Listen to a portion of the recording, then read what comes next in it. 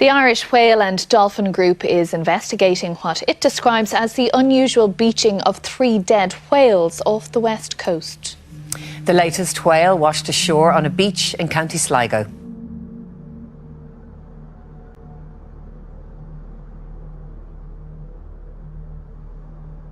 It's not too unusual to see a dead whale washed up on a beach in the west of Ireland, but in a little over a week, 1 dead sperm whale was spotted a good distance out to sea, and 3 have beached in Donegal, Galway and now Sligo. This has never happened before in such a short space of time. So we're up here today to try and get an understanding of this particular whale that washed up in the street.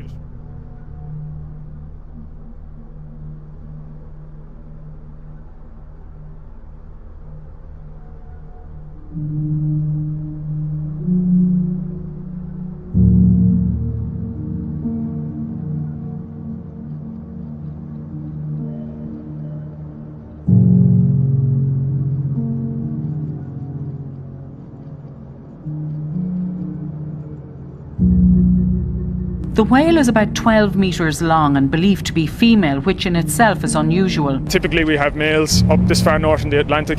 Females tend to hang around in warmer waters at lower latitudes, down around the likes of the Azores and Madeira off Portugal.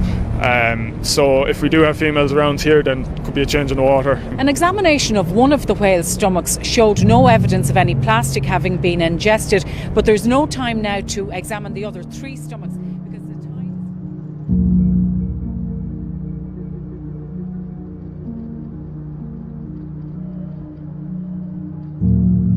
An unusual spike in marine life deaths. One day alone this week, 8 beached animals washed up on Long Island's North and South Forks. The data is important. Already these numbers have, almost tripled? Yeah, it looks like we're 3 times what our numbers were for this time last year. So we're at 63 animals that we have responded to that have washed up dead on our beaches.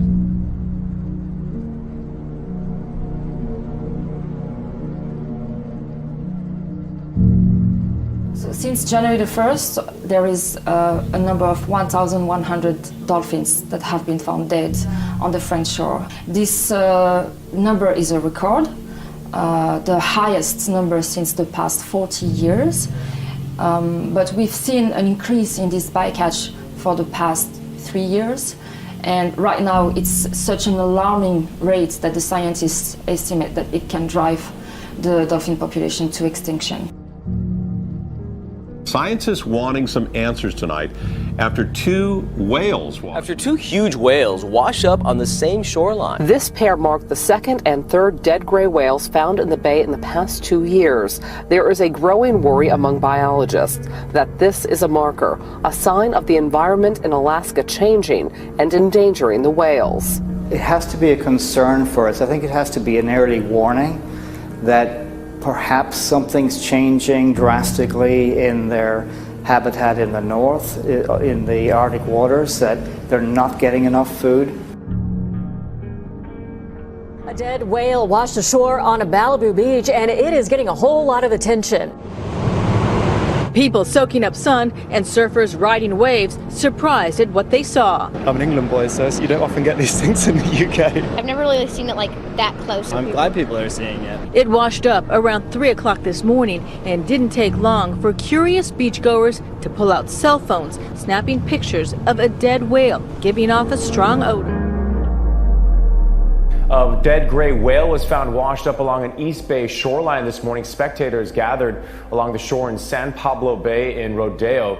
It's created quite a stir here in town because in Rodeo, they don't often see whales. A young gray whale. The cause of his death at the moment is unknown. And floating just a few feet offshore, it is easy to see.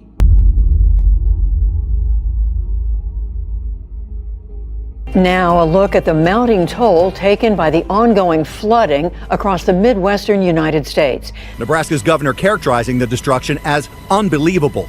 Look at this highway cracked in half, and this is what's left of the Spencer Dam after being destroyed by the roaring water.